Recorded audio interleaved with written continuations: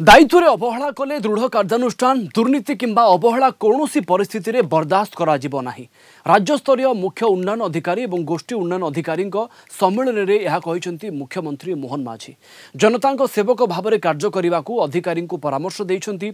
समाजर शेष धाड़ी में थिबा लोकटीए जेपरि सबु मौलिक सुविधा पाई परिबो यह ही आमर उद्देश्य हेबा आवश्यक बोली मुख्यमंत्री परामर्श देइछंती। तेबे फील्ड लोकों सहित सीधा सड़क मिशंती सेमानकर सुविधा असुविधा जनाती। तेबे सरकार सबु योजना को आपण माने लोकों पाखक ठीक भाव में पहुँचातु सेमानकु कौनसी परिस्थिति रे एठी दयार पात्र बोली भावंतु नाही। आपण योजना गुड़िक हेउछि केवल लोकों पई यह सेमानक अधिकार। सरकार एवं लोकों भितरे आपण माने हेउछंती सेतु सेतु सुदृढ़ एवं प्रशस्त हेले जोगाजोग व्यवस्था भल हुए बोली से कहिथिले।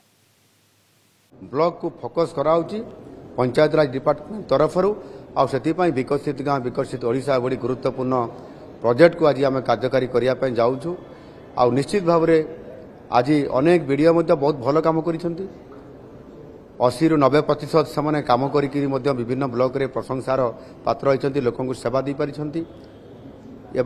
किसी जगार कौन ना कौन कारण आमर जो अनुसार काम होगा कथा पछुआ अच्छे आ से सम्मिलनी आवश्यकता बहुत गुरुत्वपूर्ण मन हुए।